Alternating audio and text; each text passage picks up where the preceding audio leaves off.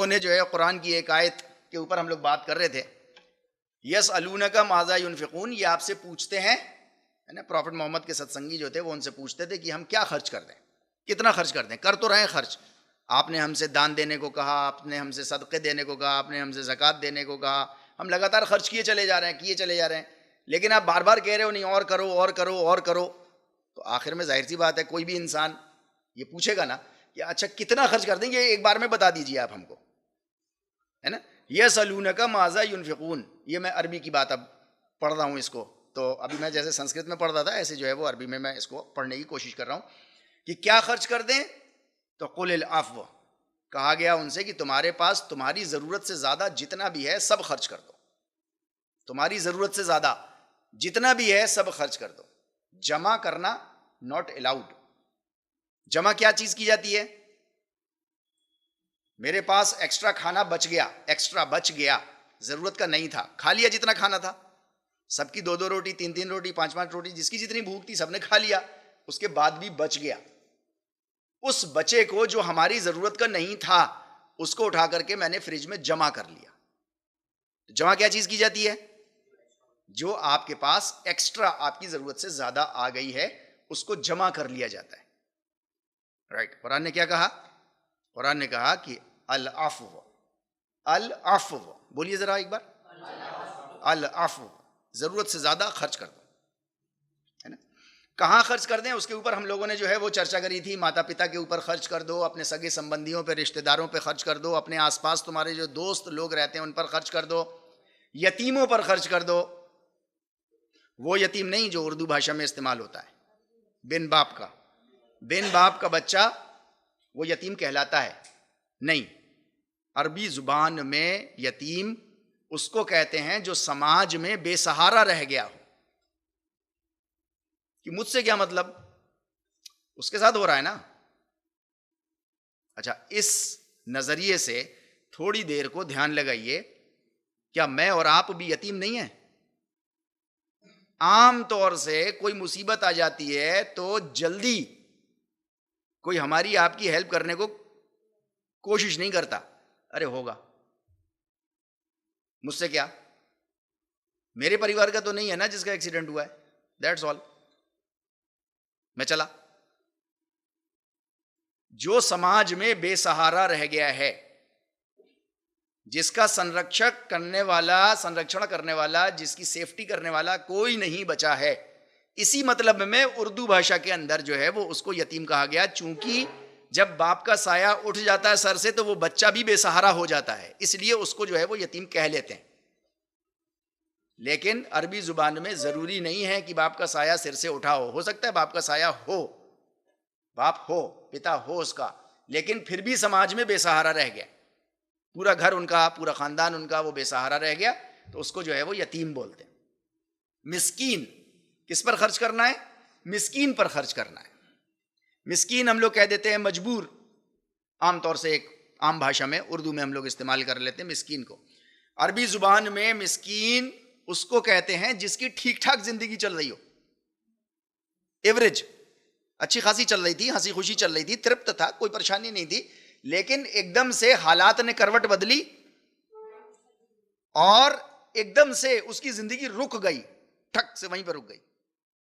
मिसाल के तौर पे किसी का जवान बच्चा था, जवान बच्ची थी, माँ बाप बूढ़े थे, अकेला था वो, और ऊपर वाला ना करे किसी एक्सीडेंट में वो मारा गया। अमीर निशा में मेरे 2 दोस्त बचपन के रहते थे, है ना।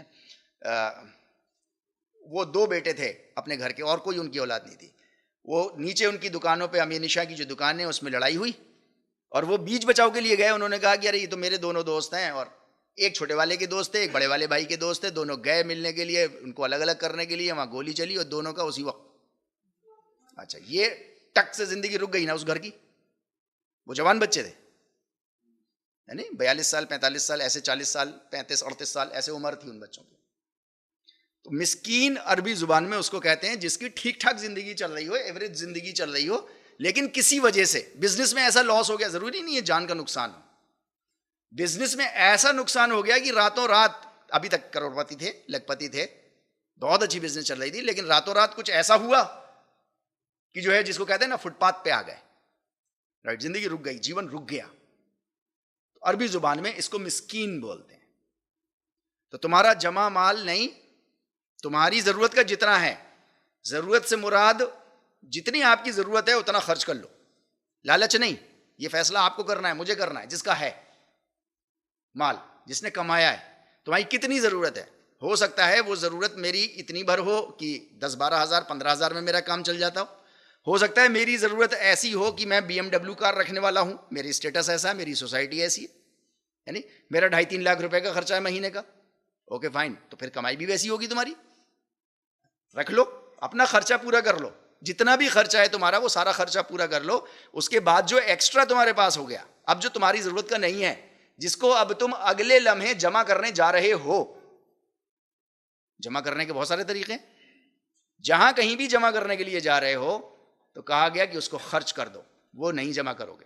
यानी कहां खर्च कर दो, माता पिता पे खर्च कर दो, दोस्तों सगे संबंधियों पे खर्च कर दो, अपने रिश्तेदारों में खर्च कर दो, अपने उन समाज के बेसहारा लोगों पे खर्च कर दो जो जिनकी जिंदगी रुक गई है, उन मिस्कीनों पर खर्च कर दो जिनकी जिंदगी ठीक ठाक चल रही थी और एकदम से रुक गई। इसमें धर्म का कोई वो नहीं है, सामने वाला इंसान होना चाहिए।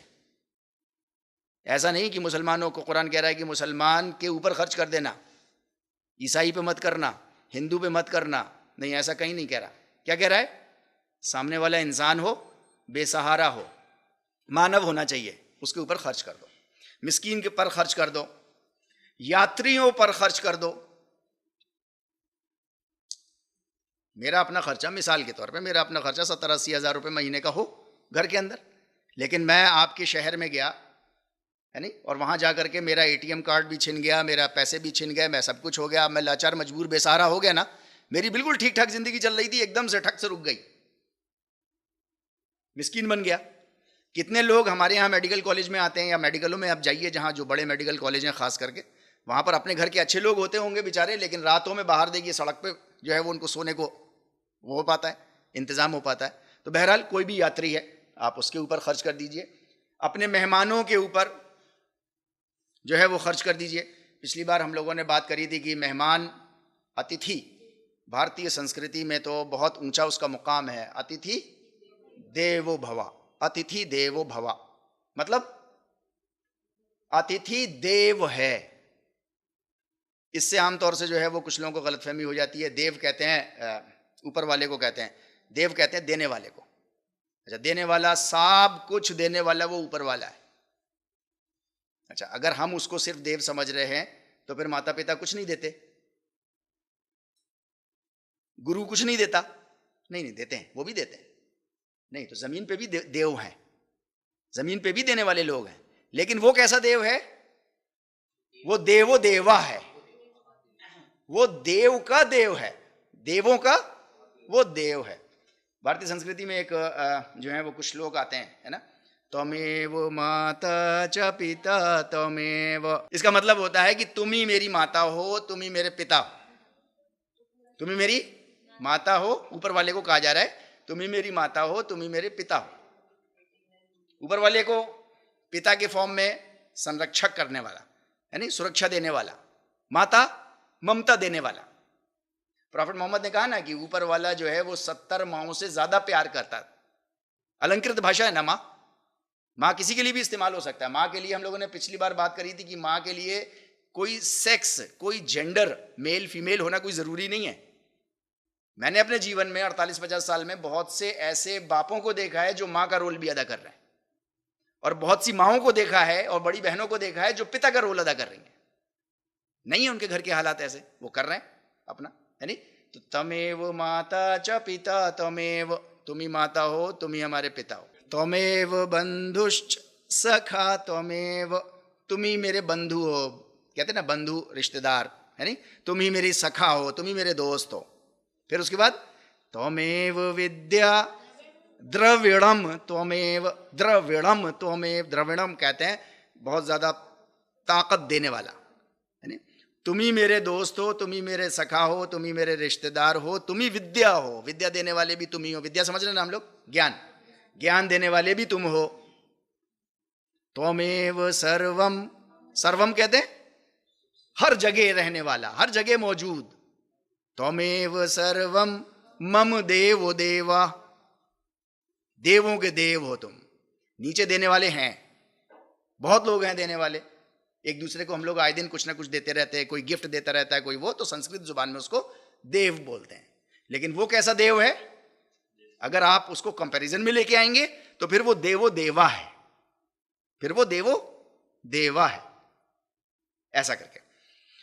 तो अतिथि देवो भवा, देवो देवा भवा नहीं, अतिथि देवो भवा। क्या दे के जाता है हमको और आपको वो? पिछली बार मैंने आपसे कहा था वो आपकी 4 रोटी खा जाता है, आपका आराम खा जाता है, आपका टाइम खा जाता है, आपकी फ्री जिंदगी में दखल अंदाजी कर देता है। कभी कभी वो 3-3 दिन, 5-5 दिन, 10-10 दिन रह लेता है, परेशान कर देता है, उसके बच्चे परेशान कर देते हैं, घर में तोड़फोड़ कर देते हैं। फिर दे के क्या जा रहा है वो आपको? आपको दुआ दे के जा रहा है, आपको आशीर्वाद दे के जा रहा है, जो आपके आगे आने वाली जिंदगी में भी काम आएगा, इस दुनिया में भी काम आएगा और परलोक में भी काम आएगा। ऐसी दुआएं वो दे करके जा रहा है। उसको भारतीय संस्कृति में कितनी खूबसूरत अंदाज में उसको बयान किया गया, अतिथि देवो भवा। तो अतिथि के ऊपर खर्च कर दो, इसके ऊपर हम लोगों ने बातचीत करी थी। अगर खर्च ना किया तो इसके ऊपर भी हम लोगों ने बात करी थी। अगर हमने और आपने खर्च नहीं किया और जमा करके रख लिया, अगर हमने और आपने जमा करके रख लिया, तो जितना माल दौलत सोना चांदी जमा करके रखा है उसको आग में दहका के तुम्हारे माथों पे चिपका देंगे, तुम्हारी पीठ पे चिपका देंगे, और तुम्हारे दोनों फ्लैंक्स साइड में। आराम लिया था ना तुमने, इससे जमा करके आराम मिल रहा था, उस आराम को जो है वो हम दाग देंगे। मैं आपके सामने ये कह रहा हूं कि जब परमेश्वर ने इतने स्पष्ट अंदाज में, इतने खुले तौर पर हमसे और आपसे ये बात कह दी, तो आज की डेट में तारिक मुर्तज़ा पैसा जमा करने की हिम्मत कैसे कर रहा है?